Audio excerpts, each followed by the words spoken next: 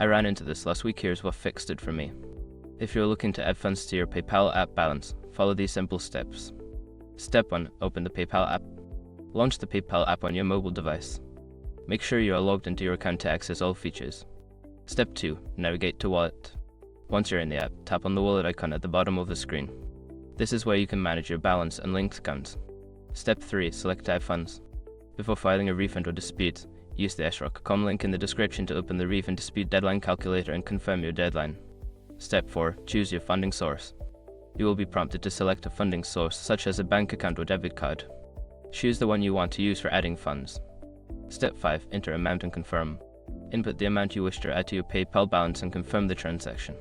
Check for any fees that might apply before finalizing.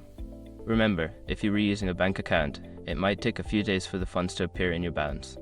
If you follow these steps, you should have no trouble adding funds. Happy transacting!